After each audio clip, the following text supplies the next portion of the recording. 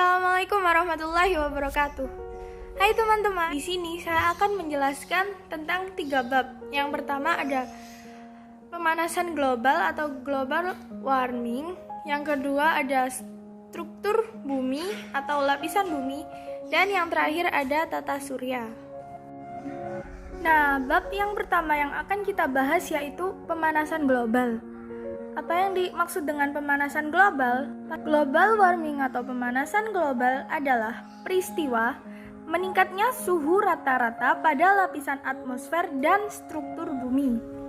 Nah, pemanasan global ini ada penyebabnya, ada dampaknya, dan upaya penanggulangannya.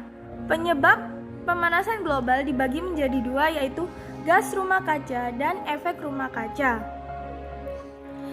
Gas rumah kaca ditemukan oleh atau dikemukakan pertama kali oleh Joseph Fourier pada tahun 1824. Efek rumah kaca yaitu proses alami atmosfer menghangatkan planet.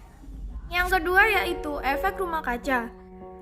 Efek rumah kaca ini diakibatkan oleh panas yang dipantulkan oleh permukaan bumi terperangkap oleh gas-gas di atmosfer, sehingga tidak dapat diteruskan keluar angkasa, melainkan dipantulkan kembali ke permukaan bumi. Yang kedua ada struktur atau lapisan bumi. Nah, struktur bumi diidentifikasikan berdasarkan struktur dan unsur kimianya. Latar belakang klasifikasinya berdasarkan massa gas. Lambat laun mengalami sebuah proses pendinginan, sehingga bagian terluar planet bumi berubah menjadi keras. Sedangkan bagian dalam permukaan bumi tetap di mana zat yang panas dalam keadaan lunak. Nah, pada proses ini membutuhkan waktu jutaan tahun. Lapisan atmosfer dibagi menjadi 2 yaitu lapisan atmosfer bagian bawah dan lapisan atmosfer bagian atas. Atmosfer bagian bawah mulai dari permukaan bumi sampai dengan ketinggian sekitaran 50 km. Pada regional ini digunakan oleh para ahli untuk mempelajari ilmu meteorologi dan geofisika. Lapisan atmosfer bagian atas yang dimulai dari 50 km sampai lapisan atmosfer teratas atau eksosfer. Pada bagian ini para ahli mempelajari ilmu aeronomi dan penerbangan. Bab ketiga yang akan kita bahas yaitu tata surya. Sebelum kita mengenal tata surya, kita akan membahas tentang galaksi. Apa itu galaksi? Galaksi adalah bintang-bintang yang saling berkelompok dalam satu putaran. Nah, di galaksi ini ada tata surya. Tata surya yaitu kumpulan bintang-bintang yang pusat utamanya yaitu matahari sesuai gaya gravitasinya. Nah, di sini ada banyak planet-planet, ada 8 planet yaitu Mephebuuma, Yusaunep, Merkurius, Venus, Bumi, Mars, Jupiter, Saturnus, Uranus, Neptunus. Nah, di situ kita juga dapat tahu planet-planet ini mengikuti lintasan garis edar yang disebut orbit. Lalu, apa itu bidang ekliptika? Bidang ekliptika yaitu bidang orbit bumi. Nah, dalam sabu asteroid dibagi menjadi 2 yaitu planet dalam dan planet luar. Planet dalam yaitu Mephebuuma yang dekat dengan matahari dan planet luar disebut Yusaunep. Lalu ada asteroid. Apa itu asteroid? Asteroid adalah planet-planet kecil yang jumlahnya puluhan ribu dan mengorbit mengelilingi matahari. Orbit asteroid hampir berbentuk lingkaran. Lalu ada juga komet.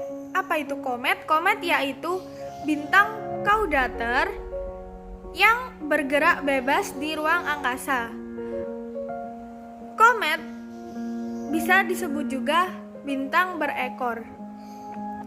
Nah, ciri-ciri komet yaitu komet bukan termasuk bintang. Lalu ada juga meteor. Meteor yaitu penampakan jalur jatuhnya meteoroid ke atmosfer bumi. Umumnya disebut dengan bintang jatuh. Nah, meteor tidak hanya disebut sebagai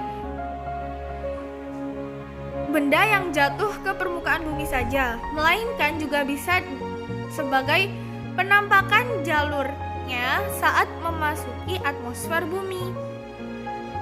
Penampakan ini disebabkan oleh panas yang dihasilkan dari tekanan dan ram.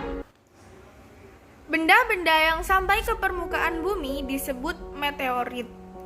Sedangkan meteoroid yaitu batu angkasa yang berukuran kecil-kecil melayang bebas di angkasa. Lintasannya tidak beraturan dan lagi pula juga tidak mengorbit pada matahari. Aktivitas matahari sering menimbulkan gangguan pada matahari, yaitu bintik matahari atau sunspot, lalu letupan atau flare, dan lidah api matahari. Terakhir kita akan membahas tentang revolusi dan rotasi bumi. Rotasi bumi yaitu perputaran planet pada porosnya. Rotasi bumi menyebabkan terjadinya siang dan malam, terjadinya perbedaan waktu, lalu pembelokan arah angin, dan gerak semu harian matahari dan benda-benda langit yang lain. Sedangkan revolusi bumi yaitu proses perputaran planet pada matahari. Di sini juga menyebabkan beberapa hal. Yang pertama, perubahan musim, yang kedua ada perbedaan lamanya siang dan malam, dan yang terakhir ada gerak semu tahunan matahari. Terakhir kita akan membahas satelit bumi. Satelit bumi yaitu bulan. Nah, di sini bisa terjadi dua gerhana antara bumi, bulan, dan matahari.